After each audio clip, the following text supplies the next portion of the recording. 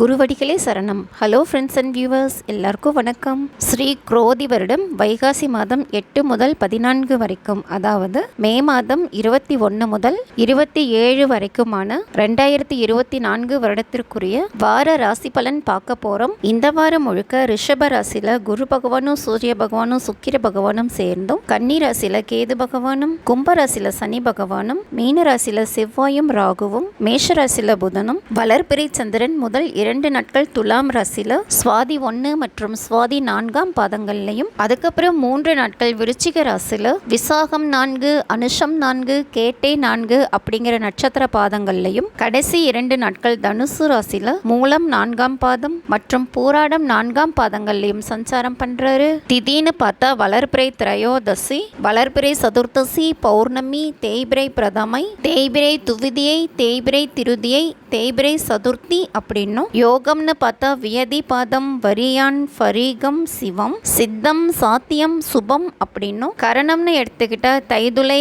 கரசை, பத்திரை, பாலவம், தைதுளை, வனிசை, பாலவம் அப்படின்னும் இந்த வாரம் முழுக்க அமைப்புகள் இருக்கு. இந்த அமைப்புகள் மேஷம் முதல் மீனம் வரைக்குமான 12 ராசிகளுக்கும் இந்த வாரம் எந்த மாதிரி பலன் கொடுக்க போகுது அப்படின்னு தான் இந்த வீடியோல பார்க்க போறோம். வாங்க இப்ப வீடியோக்குள்ள போலாம்.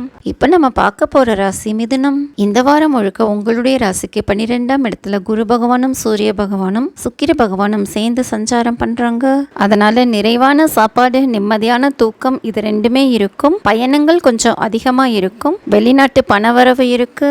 மருத்துவம், மளிகை, உணவு தொழில், இதனாலையும் பணவரவு இருக்கு. மருத்துவம் சார்ந்த தொழில்கள் பண்றவங்களுக்கும் நல்ல ஆதாயம் இருக்கு. ஸ்கின் ப்ராப்ளம், நரம்பு சம்பந்தப்பட்ட பிரச்சனைகள் இதெல்லாம் இருந்தாலும், இடுப்பு வலி இருந்தாலும் ஆரோக்கியத்துல கவனமா இருக்கணும். தொழில் விஷயமா கடனோ இல்ல பயணங்களோ அமையறக்கும் வாய்ப்புகள் இருக்கு. தொழில்ல பெரிய பதவிகள் கிடைக்கிறதுக்கும் வாய்ப்புகள் இருக்கு. உத்தியோகம் பார்க்குற இடத்துல வேலையாட்களுக்கு ஏதாவது பிரச்சனைகள் வரதுக்கும் வாய்ப்புகள் இருக்கு. சூரியன் ராசிக்கு 12ஆம் இடத்துல இருக்கிறதுனால முதல் தடவை முயற்சி தோல்வி அடைஞ்சாலும் 2வது தடவை வெற்றி கிடைக்கும். செக் புக், சைக்கிள் இதெல்லாம் பத்திரமா வைக்கணும். நகைகள் விஷயத்திலையும் கவனமா இருக்கணும். அதே மாதிரி ராசிக்கு 11ஆம் இடத்துல புதன் இருக்கிறதுனால நண்பர்களால் ஆதாயம் இருக்கும். அம்மா வழி அன்பு கிடைக்கிறதுக்கு கொஞ்சம் தாமதமாகலாம். ராசிக்கு 10ஆம் இடத்துல செவ்வாய் ராகு இணைவு இருக்கிறதுனால போலீஸ், ராணுவம், சிபிஐ இந்த லைன்ல இருக்கிறவங்களுக்கெல்லாம் உத்தியோகம் திருப்தியா இருக்கும். அசபதிசா நடக்கிறவங்களுக்கு கூட ரௌத்ரம் அப்படிங்கிற ஒரு விஷயம் கண்டிப்பா இருக்கும். முடிஞ்ச வரைக்கும் தொழில நேர்மையா இருக்கிறது நல்லது.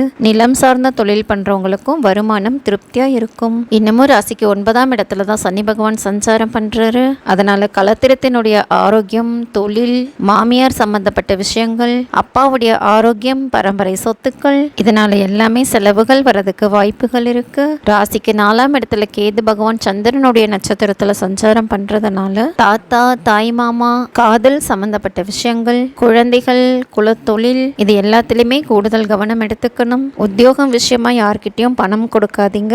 ஏமாற்றம் வர்றதுக்கு வாய்ப்புகள் இருக்கு. வட்டி தொழில் பண்றவங்களும் வருமானத்துல கவனமா இருக்கணும். வாடகை வருமானம் சம்பந்தப்பட்ட விஷயத்திலையும் கூடுதல் கவனம் எடுத்துக்கணும். நண்பர்களுக்காக, கூட்டு தொழிலுக்காக செலவுகள் வரதுக்கும் வாய்ப்புகள் இருக்கு. களத்திரத்தாலையும் ஆதாயம் இருக்கும். களத்திரம் மற்றும் 2வது குழந்தையுடைய ஆரோக்கியத்திலையும் கூடுதல் கவனம் எடுத்துக்கணும். தொழில ஒரு நல்ல திருப்தியான நிலைமை வேணும் அப்படின்னு நினைச்சிங்க அப்படின்னா கும்பாபிஷேக விசேஷங்கள், அபிஷேக பூஜைகள் இதுல எல்லாம் கலந்துக்கோங்க. எல்லாமே நல்லபடியா நடக்கும். என்ன ஃப்ரெண்ட்ஸ், நான் சொன்ன விஷயங்கள் சரியா இருக்கான்னு செக் பண்ணி பாருங்க. சரியா இருந்தா கமெண்ட்ல சொல்லுங்க. இந்த வீடியோ உங்களுக்கு பிடிச்சிருந்தா லைக் பண்ணுங்க, ஷேர் பண்ணுங்க, மறக்காம சப்ஸ்கிரைப் பண்ணுங்க. தேங்க்யூ.